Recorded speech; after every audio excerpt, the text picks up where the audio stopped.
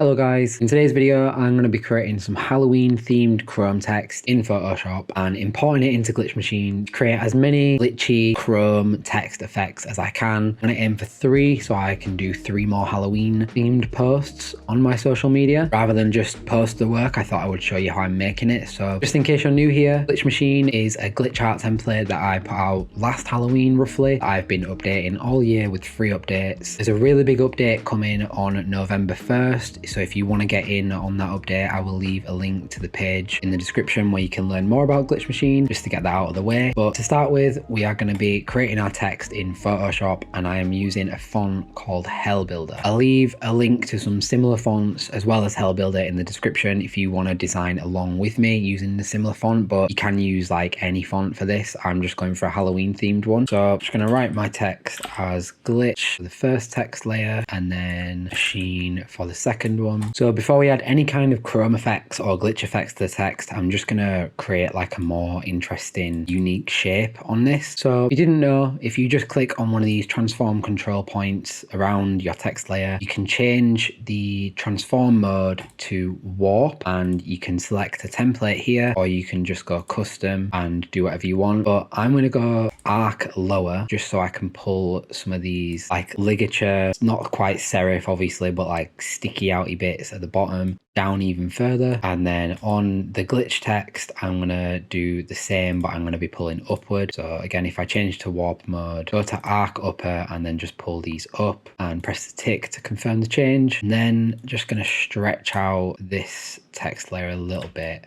and probably scale it down, just aiming for this upper part of the M to go between the G and the L, and then hopefully I can line up the N to go in the gap in the H as well. Obviously, if you're doing a different word, you're unlikely to be doing the same word as me. I'd recommend doing something different, but you can always like line things up in the same way that I'm trying to. So I'm thinking that it might be better to use a different glyph for the H. If you want to see all the glyphs that are available in this font or your font, by the way, you can just go to window and make sure you've got glyphs ticked, and you'll be able to view the alternatives for whatever you're selecting. And then another way you can tweak is if you just hold down Control and click on one of the transform control points, you can adjust like the perspective of a layer, so this can help you get things to fit in properly. And that one works a little bit better if you convert to smart object and then use the control and click, and you can sort of position things a bit better like that. But for me, I'm happy with this, so I'm just going to merge both of these together by converting them to a smart object, and then I'm going to go to this little FX button and click on Bevel and Emboss. So because I was testing this out before, it's loaded in like the preset I got to before. This is kind of what I'm aiming for, so I might not change much here. But if you would like to copy my settings onto your text, then all I've got is a bevel and emboss set to inner bevel with the smooth technique with 100% depth. My size is 8 pixels. Now bear in mind that my document size is 2160 by 2160 at 300 dpi. So if you are at a different document size, this size value here in pixels will vary for you, because obviously it's not a percentage slider, it's a pixels slider. But yeah, 7 to 10, just as long as it's not too much, looks good for this. I've then got the angle set to 91. No real reason for that other than I just want the light coming from above. So as you can see, this little preview here, there's a line at the top, line on the right, line on the left that are showing the highlights, then the bottom line is showing the shadows. If I reverse that, you'll see it changes again. But all you want to avoid is any lighting that does this. So we're looking for the outline to be nice and chromy and metal,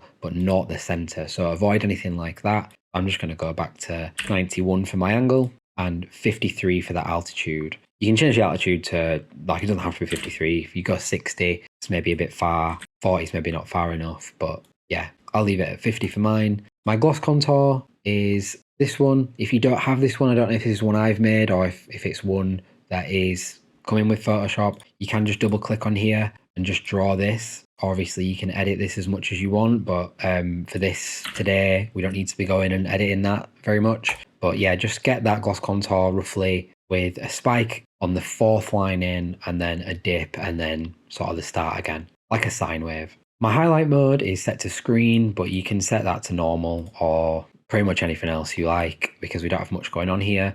And then my shadow mode is set to normal. You're going to need that at normal, and you're going to need the shadow to be completely black just so it washes out the middle section for your highlights. I wouldn't recommend adding anything else to this, but obviously you can go and customize that as much as you want. The only thing I'd really change if you wanted to change something is the depth, but I'm leaving my depth at maximum. Now, just to give you the thinking behind this or why I've done it like this, the glitch effects in Glitch Machine are largely based on luminosity. So this means that areas of your image that are lighter or have like a higher luminosity value are more likely to be more affected. So what I'm saying is the lighter something is, the more glitchy it'll be when I add it into Glitch Machine. So if you look, obviously we've got the black background. The center of the text is gray. So if I color pick this, the luminosity of the center of the text is 5. So it'll still get affected more than the background, but it's not going to be affected anywhere near as much as this highlight, because the highlights are 100 luminosity or thereabouts. So that's why I've done it how I've done it. That's why I'm not adding any color in right now or any other effects really. The only other thing I'm going to do is just try and add some more shape to this, just make it a little bit more interesting. So if I go back into the warp and change it to fisheye and just pull that in, so it's like an inverted fisheye effect. And then I'm maybe just going to stretch it with a little bit, just so it looks like Halloween-y and horror filmy kind of thing. And I'm going to leave it at that. So now if you just go File, Save a Copy, save it wherever you want to save it, and then load into Glitch Machine. I'm going to be loading up the May version of Glitch Machine here, but if you have a later version or if you are on a newer update of Glitch Machine, the new updates will work fine. So as long as you're on at least the May version. If you can't find the May version and you've got Glitch Machine, the May version is in your emails. It is referred to as V0524 in the version number. Just make sure you've got this one open. This is what you'll see when you open it up. I'm just going to go straight into the Your Artwork Here tab and just disable the demo image and pull in my type that I just made in Photoshop. Now, I say this in every Glitch Machine video, but the challenge here for me is showing you the preview as well as the effect controls. Obviously, it's difficult to show you both, so I will prioritize showing you the effects controls just so you can see the preview either at the end or you can see it like on your screen as you're going along with me. So the first effect I'm going to go for is this CRT Bend Effect. So if I go into the CRT Bend Effect tab, you'll see this is not readable, it's not legible at all. So I'm going to switch from animated threshold over to static threshold, and I'm going to double click on the clarity control to open that tab up. All I'm going to do here is crank up the blurriness because we don't really need much clarity for this. So I'm going to turn that up as much as I can and then come back into the CRT Bend Effect. The next thing I need to edit, you can see the text is coming through a little bit more now. So the next thing I need to edit is the static control. So at the threshold, if I just turn this down until 9.6, so you can see the letters now. It's still not super legible, but you can see the letters. And then the next thing, let me just check how that looks. Yeah, the next thing I'm going to just try and tweak is the frequency and the angle of the lines. So if you just click from the CRT Bend Effect tab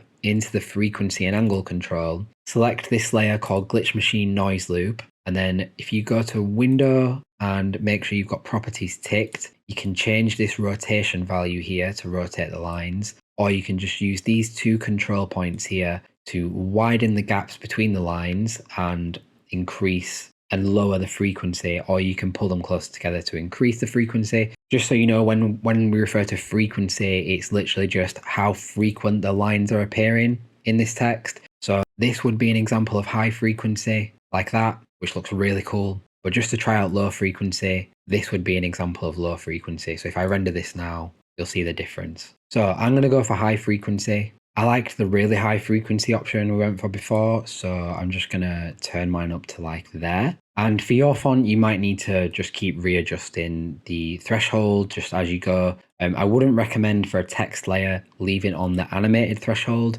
because what this will do is skip around the value that you leave it at. So I would just recommend using the static threshold for this one. Now, if you've watched Glitch Machine tutorials before, you will know that I love to crank up this horizontal displace. So I'm going to turn that one up a little bit. I'm also going to go to this layer called CRT Bend Effect Hue and Glow. I'm just going to change the hue to red, just obviously Halloween red. And then the last thing I'm going to apply for this effect is the image bloom, just because it'll create these like vertical sort of blur, glowy lines around the text. And let me just check, if we double click into the image bloom and go to the bloom threshold control, you can adjust this levels here to get more or less of the original. So if we turn it so the threshold's really tight and we're getting barely any through, it'll just match the effect up a little bit more. Now, I've got my preview settings to lock the frame rate at 15 and skip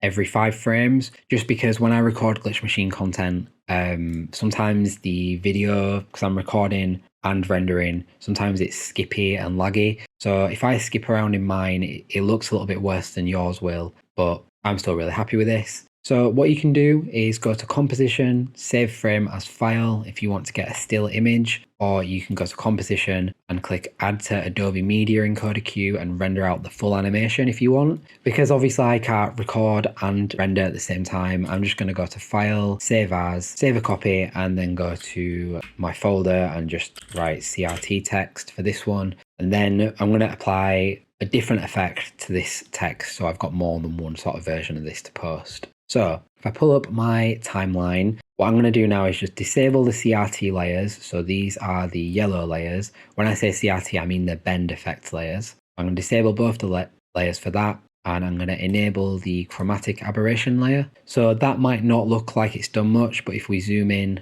you'll see there's tiny little bits of chromatic aberration coming through. But I want some of the grey from my original to come through as well. So if I pull the timeline up and go to the pre-glitch adjustment and just pull in our input white, this is this handle on the right hand side here, just a little bit until the grey comes through. So if I put it roughly in the middle, some of the grey is coming through. You might not be able to see that very well on the recording, but I can see that coming through on mine. I'll turn it up a little bit higher just so you can see it in the recording as well. Then I'm going to apply one of these downscale effects. So whether you're on Apple or Windows will depend which ones you have access to, because After Effects only supports one of these on Apple. So if you're on Apple, just choose the 32-bit one. If you're on Windows, choose either of the 16-bit ones. I'm going to go for the alternative one, and I'm going to turn up the block count to 256 for both horizontal and vertical. In fact, I'm going to go a little bit further, so let's go to 450 for both of them. Next, I'm going to apply the light channel glow, so that'll really crank up the glow on this.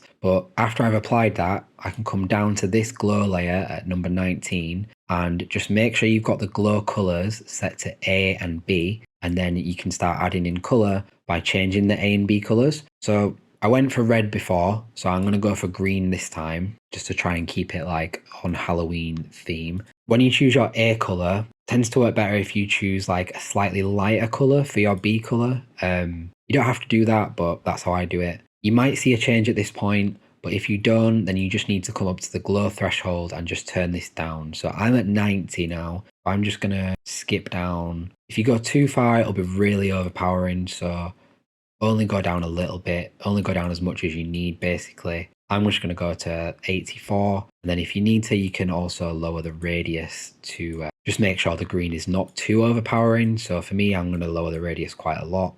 You can also apply the sharpen glow as well if you want.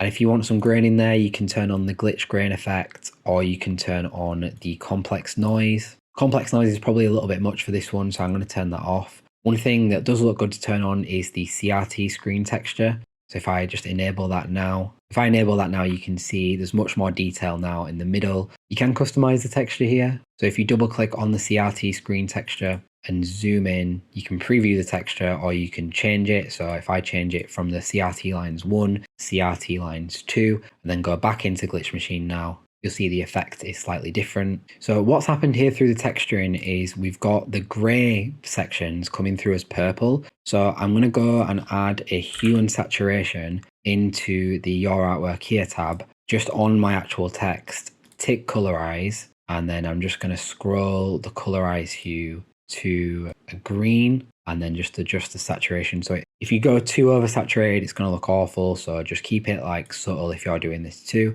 This will just help filter out some of that purple. So if I go back now into Glitch Machine, the center of the text now, the center is appearing in green, but the change I made before to the pre-glitch adjustment where we moved the input white, I can just tone that down a little bit now because we're not having to boost the grays in the middle as much. If I go around there, that looks quite cool for me. And then as a finishing touch for this effect, I'm just going to go into Your Artwork Here again. And if we right click, go to New Adjustment Layer, and then in our Effects and Presets tab, by the way, if you don't have that, just go to window and make sure you've got effects and presets ticked. If you go in here and just search for advanced, you'll see advanced lightning comes up. You drag that onto an adjustment layer, change the direction to anywhere, and then come down to the decay slider, turn that down really as far as you want. Adjust the origin coordinates, so you can just click on this little target here and then click where you want the origin to be. So if you just click in the middle, and then you'll just have to adjust the outer radius as well. So if I scroll out now and just get this and click outside of the canvas, you'll see we've just got lightning sort of arcing everywhere now. And you can go to glow settings, change the glow to just change it to white or like a gray if you want something a bit more detailed, like a darker gray. Go to blend mode and select screen. Then once you're happy with the lightning, you can go and edit all these, by the way, like conductivity state and stuff like that, and it'll give you different versions of the effect. But once you're happy with that, just put it below your text. Change the blend mode on your text layer to screen. This looks awful. So what we're going to do is right click, go to new, solid, create a new black, put it between your text and your lightning. And then with the black solid selected, get your pen tool, and then making sure you're on the black solid with pen tool, just roughly, don't worry about being accurate at all. Trace around your glitch machine text, or obviously whatever you've written. Just go around the Chrome text. Again, like, do not trace this. I can't stress enough that just make it rough and messy.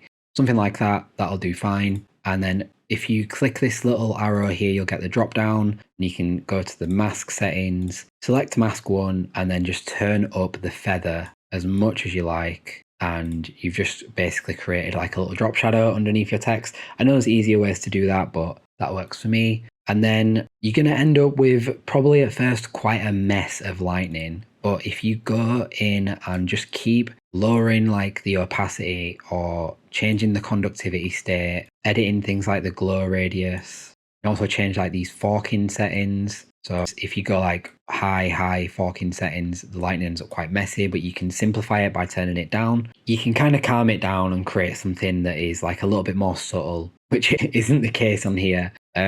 What I might actually do just to make this a little bit more calm is put white on the color, turn the glow off, turn my opacity back up, and then just with an ellipse tool, just draw a circle over the whole composition and then just invert that mask and then feather it. So this will mean that you've only really got lightning coming in at the edges, which just might be a little bit easier to read the text and stuff like that. So that's just going to render now. And to be honest, I think the main thing that's making it look messy is the chromatic aberration. So you can turn that off and just use the regular input. The last thing I'm going to do is just come back to this CRT Bend Effect hue and glow. Let me just maximize my artwork here. I'm going to enable that, just because that's washing out any of the weird colors that are coming through in the lightning. I probably have to delete the glow effect on it though and just keep the hue. And then if I just turn the colorize until we're back at green, and then the only final effect I'm just going to add is I'm just going to crank the distortion displacement a lot more. So hopefully this doesn't crash my recording, but 811, that looks cool to me. Obviously you can tweak this and change the textures and change everything, colors, whatever you want as much as you like, and then do the same again. So composition, save frame as file, or just render the full thing out. But really all I am going to do when I'm doing stuff like this is just trying out different combinations of effects. So if I go and delete all these now and just leave my original text layer in, not every glitch effect has to be super overpowered and crazy. So even if you just apply the downscale, CRT screen textures, and then some glow, you can start like getting some more subtle sort of CRT screen effects. And then if you come into the editable chromatic aberration and start moving these sliders around just a bit, you can get something like that too. So yeah, like I said, my goal was to create as many as possible,